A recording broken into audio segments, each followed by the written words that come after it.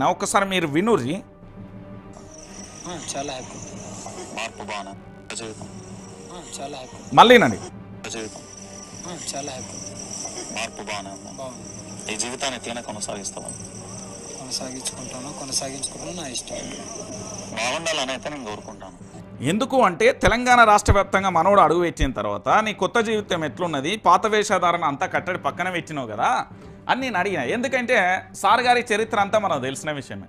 కాదంటే వ్యక్తిగత జీవితాలను డ్యామేజ్ చేయడం కానీ ఒక వ్యక్తికి సంబంధించి పూర్తి స్థాయిలో మనం చేయడం అది తప్పు పద్ధతి కాబట్టి మనం పెద్దగా దీన్ని పట్టించుకోవాలి. ఇంకొకటి ఏంటంటే చెడు విషయాలను ఎక్కువగా కూడా నాకు ప్రమోట్ చేయడం ఇష్టం ఉండదు. దాంట్లో భాగంగా ఈ అఘోరి అనే టాపిక్, అఘోరి అనేది కాదు అసలు ముచ్చట. ఈ సీన్గానికి సంబంధించిన చరిత్ర చాలా చాటపడతాం. కొత్త జీవితాన్ని ఎట్లున్నది అంటే ఇట్లనే కంటిన్యూ చేస్తామంటే ఇట్లనే కంటిన్యూ చేస్తా బాగున్నది అని చెప్పింది. నా ఇంటర్వ్యూ కాదంటే మీరు వైఆర్టీవీలో పోయి అఘోరిని ఇంటర్వ్యూ చేసిన దాంట్లో చాలా క్లారిటీ ఉంటుంది. కొత్త జీవితం బాగున్నదా అంటే కొత్త జీవితం బాగానే ఉంటుంది అంటాడు. ఇట్లనే కంటిన్యూ చేస్తావు అంటే ఇట్లనే కంటిన్యూ చేస్తా అంటాడు. తర్వాత బూతును మాట్లాడబోతే నువ్వు ట్రాన్స్జెండర్ అయినప్పటికీ కూడా ఒక తల్లిగానో లేకపోతే ఒక కుటుంబ సభ్యుడనో ఒక మంచి వ్యక్తిగా నేను భావిస్తా తప్ప నువ్వు బూతులు మాట్లాడకని నేను చెప్తాను. అయితే విషయం ఏంటి అంటే సార్ గారి చరిత్ర చెప్తే ఇది ఇయ్యాలతో నొడవది. ఎందుకంటే చాలామంది చాలా రకాలుగా చెప్పిల్లు. ఎందుకంటే ఒక్కొక్క జర్నలిస్ట్ ఒక్కొక్క రకంగా, దాంతోపాటు సోషల్ మీడియా ఇన్ఫ్లుయెన్సర్లు కానీ ఇతరతర అందరూ చెప్పుకుంటూ వచ్చిల్లు. ఇప్పుడు ఈ సార్ వెనుక పెద్ద మాఫియా ఉన్నది. క్లారిటీగా కొట్టె తెచ్చే వచ్చే విషయంలో చెప్పాలంటే ఈయన వెనక ఈ తెలంగాణ రాష్ట్రానికి సంబంధించిన రాజకీయ నాయకుడు కీలకమైన వ్యక్తి ముందటుండి నడిపిస్తాడు ఎవరని. ఇంకొక విషయం ఏంటంటే ఓం భీం భీం బి బిష్ ఈ మంత్రతంత్రాలు ఏమీ రాదు. మీరు హనుమాన్ చాలీసా అడుగుర్రి, గాయత్రి మంత్రం అడుగుర్రి, లేకపోతే శివునికి సంబంధించిన ఏదైనా ఒక ఆరాధనకు సంబంధించి ఏదైనా చెప్పుని ఏమీ రాదు. విషయం ఏంటంటే ఇట్లా అనేది అంతా బూటకం. అతి త్వరలోనే ఏంటంటే నేను పోలీసులకు రిక్వెస్ట్ చేస్తున్నా, సీనిగాడి చరిత్ర ఏమీ లేదండి, దయచేసి పూర్తి స్థాయిలో మీరు ఎంక్వైరీ చేయండి, దర్యాప్తు చేయండి, వాస్తవాలను తెలంగాణ ప్రాంత ప్రజలు తెలియండి. ఒక గొర్రె పోయి బాయిల పడితే అన్ని గొర్రెలు బాయిల పడ్డట్టుగా ఈ సీనిగాన్ని పట్టుకొని అందరూ ఆగమాగం చేస్తున్న పరిస్థితి కనబడతాను. ఎందుకు అంటే అంతకుముందు చరిత్ర ఏంది, ఆ తర్వాత చరిత్ర ఏంది.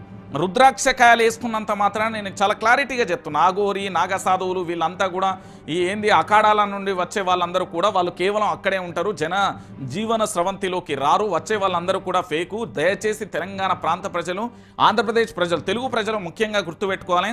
ఒక గొర్రెపై బాయిల పడ్డదని దాన్ని సోషల్ మీడియాలో హైలైట్ చేస్తున్న పరిస్థితి కనబడుతుంది. ఈ సోషల్ మీడియాలో ఎంతమంది హైలైట్ కాలే, ఎంతమంది జీవితాలు. కుమారే ఆంటీ ఏడబోయింది, దాంతోపాటు ఆ పూసలమ్మేట మహాకుంభమేళ ఏమైపోయింది. ఇట్లా చెప్పుకుంటూ పోతే లిస్టులో చాలామంది ఉన్నారండి. ఇక్కడ పూర్తి స్థాయిలో కూడా ప్రమోషన్ చేయడం, తర్వాత వాళ్ళ జీవితాలు ఎక్కడికి పోయినా కూడా అర్థం కాని పరిస్థితి కనబడుతుంది.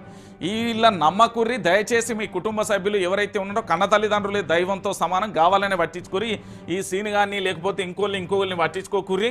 వీని బ్యాంకు ఖాతాలు కాదు, ఈయనకి లేని అలవాటు ఒక్కటి కూడా లేదు. పోలీసుల దర్యాప్తులో నేను రిక్వెస్ట్ చేస్తున్నా, చాలా ఉన్నాయి తీర్త చాలా శాటభారతం వెళ్తుంది. కానీ నేను ఏ వ్యక్తులను కానీ టార్గెట్ చేయ మనకు అవసరం లేని విషయం. వ్యవస్థలో చాలా సమస్యలు ఉన్నాయి, వాటి వైపు మొగ్గు చూపే ప్రయత్నం చేస్తున్నా. ఇక ఈ సీన్ కానీ పట్టుకొని పోలీసు వ్యవస్థను హైలైట్ విషయం ఏంటంటే రాష్ట్ర డీజీపీ గారు ఆ రిక్వెస్ట్ అప్పీలు నాకు ఒక చిన్న సందేహం కలిగింది. నిన్న ఈ సీనును అరెస్టు చేసిన తర్వాత నేను అఘోరి అని అసలు విలువ. ఎందుకంటే ఏ అఖాడాలో ఈయన దీక్ష తీసుకున్నాడు, ఎన్ని రోజులు చేసిండు ఏంది అనేది తీసుకురాని. అప్పటిదాకా నేనైతే పిలువ. ఈయన సీను, ఈయన పేరు. ఈ సీనుగానికి సంబంధించి చరిత్ర ఏంటంటే రాష్ట్ర డీజీపీ గారు మేము ప్రశ్నించినందుకే ప్రజలే కొందరి మనోభావాలు దెబ్బతిన్నాయని సైబర్ క్రైమ్లో ఎఫ్ఐఆర్ నమోదు చేసేది కదా. మరి ఈరోజు ఈయన పోలీసులను తన్నిండు, ఒకరి కాలు ఇరగొచ్చిండు, హత్య అనేక రకాలుగా ప్రజలను భయభ్రాంతులకు గురి చేసిండు. మరి ఆ రోజు ఎందుకు అరెస్టు చేయలే? అంత భయం ఎందుకైంది మీకు? ఈయనకు హిందూ సనాతన ధర్మానికి సంబంధం లేదు. నేను చెప్తున్నా కదా, ఈయన అవసరం అంతగానం కావాలంటే బెంగాల్లో చాలా అవసరం. బెంగాల్లో అత్యంత దారుణమైన కఠినమైన పరిస్థితులు ఏర్పడ్డాడు. హిందూ ముస్లింల మధ్య చాలా ఘోరమైన పరిస్థితులు ఏర్పడ్డాయి. అక్కడికి బొమ్మని చెప్పుర్రి. ఎందుకండి తెలంగాణ ప్రజలను గొర్రెల్ని చేయడానికి వస్తారు ఇలాంటి వాళ్ళు? నేను చెప్తున్నా, ప్రజలు చాలా తెలియకల్లోలు. కొంతమంది గొర్రెలు కలిసి ఏంటంటే నాటకం మొదలు పెడితే ఈయన చుట్టూ భజన స్టార్ట్ చేస్తారు. వాళ్ళంతా పెయిడ్ ఆర్టిస్టులు. అట్లనే ఉంటుంది కథ. కొత్త జీవితం బాగున్నదంటే బాగానే ఉంటుంది అంటాడు. మీరు చూడరు పాత వీడియోలో. సో ఇప్పటికైనా ఒక మంచి పరిణామం ఇది. ఈయన దర్యాప్తు చేసిన తర్వాత ఈ ట్రాన్స్జెండరు ఈ కథ ఏంది, ఆ గత చరిత్ర అంతా కావాలంటే చాలా మంది ఇస్తారు మీకు. ఈ దర్యాప్తు చేసి ఇది ఏంది అంటే పోలీసులే ప్రెస్ మీట్.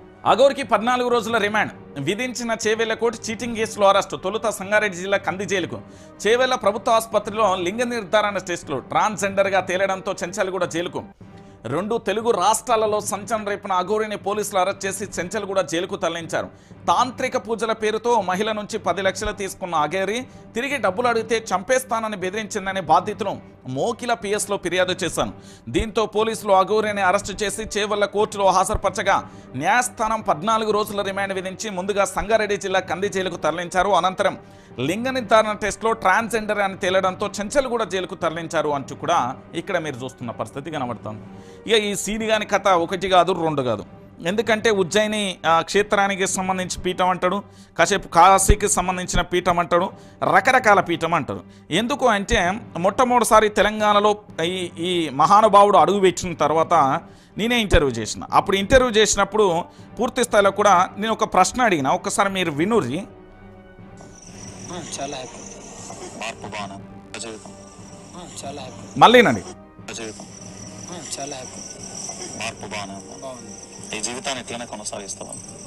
కొనసాగించుకుంటాను నా ఇష్టం. బాగుండాలని అయితే నేను కోరుకుంటాను. ఎందుకు అంటే తెలంగాణ రాష్ట్ర వ్యాప్తంగా మనోడు అడుగు పెట్టిన తర్వాత నీ కొత్త జీవితం ఎట్లున్నది, పాత వేషధారణ అంతా కట్టడి పక్కన పెట్టినావు కదా అని నేను అడిగిన. ఎందుకంటే సార్ గారి చరిత్ర అంతా మనకు తెలిసిన విషయమే. కాదంటే వ్యక్తిగత జీవితాలను డ్యామేజ్ చేయడం కానీ ఒక వ్యక్తికి సంబంధించి పూర్తి స్థాయిలో మనం చేయడం అది తప్పు పద్ధతి కాబట్టి మనం పెద్దగా దీన్ని పట్టించుకోవాలి. ఇంకొకటి ఏంటంటే చెడు విషయాలను ఎక్కువగా కూడా నాకు ప్రమోట్ చేయడం ఇష్టం ఉండదు. దాంట్లో భాగంగా ఈ అఘోరి అనే టాపిక్, అఘోరి అనేది కాదు అసలు ముచ్చట. ఈ సీనిగానికి సంబంధించిన చరిత్ర చాలా చాటపడతాం. కొత్త జీవితాన్ని ఎట్లున్నది అంటే ఇట్లనే కంటిన్యూ చేస్తామంటే ఇట్లనే కంటిన్యూ చేస్తా బాగున్నది అని చెప్పి నా ఇంటర్వ్యూ కాదంటే మీరు వైఆర్టీవీలో పోయి అఘోరిని ఇంటర్వ్యూ చేసిన దాంట్లో చాలా క్లారిటీ ఉంటుంది. కొత్త జీవితం బాగున్నదా అంటే కొత్త జీవితం బాగానే ఉంటుంది అంటాడు. ఇట్లనే కంటిన్యూ చేస్తావు అంటే ఇట్లనే కంటిన్యూ చేస్తా అంటాడు. తర్వాత బూతును మాట్లాడబోతే నువ్వు ట్రాన్స్జెండర్ అయినప్పటికీ కూడా ఒక తల్లిగానో లేకపోతే ఒక కుటుంబ సభ్యుడనో ఒక మంచి వ్యక్తిగా నేను భావిస్తా తప్ప నువ్వు బూతును మాట్లాడకని నేను చెప్తాను.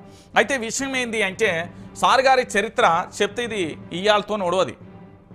ఎందుకంటే చాలామంది చాలా రకాలుగా చెప్పిల్లు. ఎందుకంటే ఒక్కొక్క జర్నలిస్ట్ ఒక్కొక్క రకంగా, దాంతోపాటు సోషల్ మీడియా ఇన్ఫ్లుయెన్సర్లు కానీ ఇతరతర అందరూ చెప్పుకుంటూ వచ్చిల్లు. ఇప్పుడు ఈ సార్ వెనక పెద్ద మాఫియా ఉన్నది. క్లారిటీగా వచ్చే విషయంలో చెప్పాలంటే ఈయన వెనక ఈ తెలంగాణ రాష్ట్రానికి సంబంధించిన రాజకీయ నాయకుడు కీలకమైన వ్యక్తి ముందటుండి నడిపిస్తాడు ఎవరని. ఇంకొక విషయం ఏంటంటే ఓం భీం భీం బి బిష్ ఈ మంత్రతంత్రాలు ఏమీ రాదు. మీరు హనుమాన్ చాలీసా అడుగుర్రి, గాయత్రి మంత్రం అడుగుర్రి, లేకపోతే శివునికి సంబంధించిన ఏదైనా ఒక ఆరాధనకు సంబంధించి ఏదైనా చెప్పుని ఏమీ రాదు. విషయం ఏంటంటే ఇట్లా అనేది అంతా బూటకం. అతి త్వరలోనే ఏంటంటే నేను పోలీసులకు రిక్వెస్ట్ చేస్తున్నా, సీనిగారి చరిత్ర ఏమీ లేదండి, దయచేసి పూర్తి స్థాయిలో మీరు ఎంక్వైరీ చేయండి, దర్యాప్తు చేయండి, వాస్తవాలను తెలంగాణ ప్రాంత ప్రజలు తెలియాలి. ఒక గొర్రె పోయి బాయిల పడితే అన్ని గొర్రెలు బాయిల పడ్డట్టుగా ఈ సీనిగాన్ని పట్టుకొని అందరు ఆగమాగం చేస్తున్న పరిస్థితి కనబడతాను. ఎందుకు అంటే అంతకుముందు చరిత్ర ఏంది, ఆ తర్వాత చరిత్ర ఏంది. రుద్రాక్షకాయలు వేసుకున్నంత మాత్రాన నేను చాలా క్లారిటీగా చెప్తున్నా, నాగోరి నాగసాధువులు వీళ్ళంతా కూడా ఈ ఏంది అఖాడాల నుండి వచ్చే వాళ్ళందరూ కూడా వాళ్ళు కేవలం అక్కడే ఉంటారు, జీవన స్రవంతిలోకి రారు. వచ్చే వాళ్ళందరూ కూడా ఫేకు. దయచేసి తెలంగాణ ప్రాంత ప్రజలు, ఆంధ్రప్రదేశ్ ప్రజలు, తెలుగు ప్రజలు ముఖ్యంగా గుర్తుపెట్టుకోవాలి. ఒక గొర్రెపై బాయిల పడ్డదని దాన్ని సోషల్ మీడియాలో హైలైట్ చేస్తున్న పరిస్థితి కనబడుతుంది. ఈ సోషల్ మీడియాలో ఎంతమంది హైలైట్ కాలే, ఎంతమంది జీవితాలు. కుమారే ఆంటీ ఏడబోయింది, దాంతోపాటు ఆ పూసలమ్మేట మహాకుంభమేళ ఏమైపోయింది, ఇట్లా చెప్పుకుంటూ పోతే లిస్ట్లో చాలామంది ఉన్నారండి. ఇక్కడ పూర్తి స్థాయిలో కూడా ప్రమోషన్ చేయడం, తర్వాత వాళ్ళ జీవితాలు ఎక్కడికి పోయినా కూడా అర్థం కాని పరిస్థితి కనబడుతుంది. వీళ్ళ నమ్మకుర్రి. దయచేసి మీ కుటుంబ సభ్యులు ఎవరైతే ఉన్నారో కన్న తల్లిదండ్రులు దైవంతో సమానం కావాలనే పట్టించుకుని ఈ సీన్ కానీ లేకపోతే ఇంకోళ్ళని పట్టించుకోకుర్రి. వీని బ్యాంకు ఖాతాలు కాదు, ఈయనకి లేని అలవాటు ఒక్కటి కూడా లేదు. పోలీసుల దర్యాప్తులో నేను రిక్వెస్ట్ చేస్తున్నా, చాలా ఉన్నాయి తీర్త చాలా శాటభారతం వెళ్తుంది, కానీ నేను ఏ వ్యక్తులను కానీ టార్గెట్ చేయ మనకు అవసరం లేని విషయం. వ్యవస్థలో చాలా సమస్యలు ఉన్నాయి, వాటి వైపు మొగ్గు చూపే ప్రయత్నం చేస్తున్నా. ఇక ఈ సీన్ కానీ పట్టుకొని పోలీసు వ్యవస్థను హైలైట్ విషయం ఏంటంటే రాష్ట్ర డీజీపీ గారు ఐ రిక్వెస్ట్ అపీలు.